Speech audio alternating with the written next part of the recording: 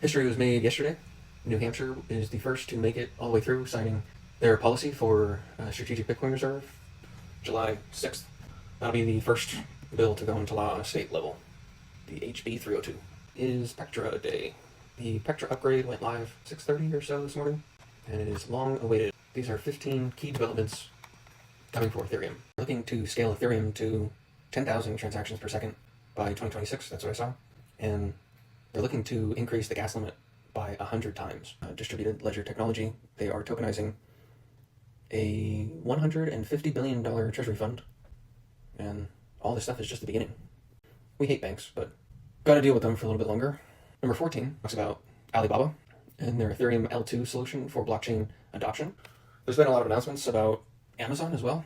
Just these two alone are the largest commerce giants in the world, and this just starts the train of Fortune 500 companies that are going to look for blockchain adoption and solutions. And then tokenized assets could represent up to 30% of global finance by 2030. I think that is low. If you want to keep up on Ethereum adoption, I posted about this a few times. There's a website, ethereumadoption.com.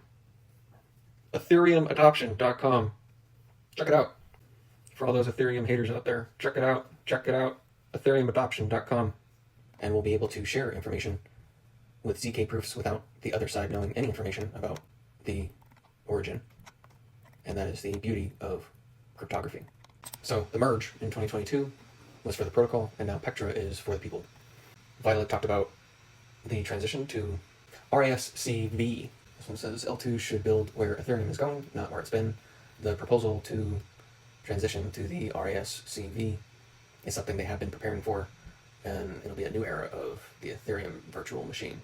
Probably the most important one is the 7702 EOA account code. That's the batching of multiple actions into one transaction, and it has gas sponsorship, so someone can sponsor to pay for the gas. And they say it's like the iPhone moment for wallets. So overall, there's three main things to look for, is that you can pay gas fees with more than ETH with account abstraction, the validator limit that I've talked about for institutions, and then more efficient data handling, which introduces Verkle trees. Another one on Ethereum. They're going to be in short video clips for both the YouTube and TikTok. It's going to be called Couple Minute Crypto Coin Cases Mania.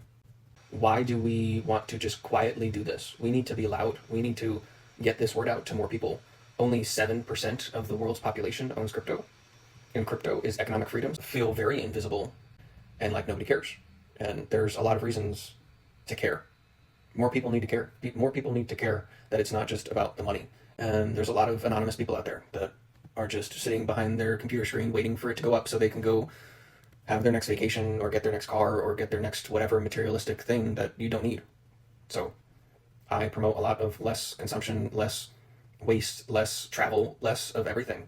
But above all of that, we need to open people's eyes and ears to the waste, the enormous waste behind any physical fiat. Materials that are only from the planet. All of our resources we only get from the planet itself. So all of this waste, you go to Argentina and there's piles of their fiat sitting on the side of the street because of how bad it has been devalued. And really that's like the entire world, because the dollar is the world reserve currency right now, which will be replaced by Bitcoin. But it has lost, can anyone hear me? Like, it has lost 99% of its value in the last century. 99% lost, gone. And you lose 7 to 10% in inflation every single year. The only way to hold your purchasing power is in crypto.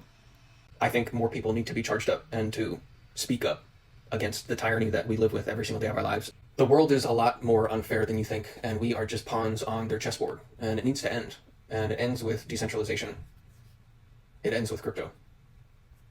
It is the first time in history that we will be able to unite as human beings against the centralized monsters.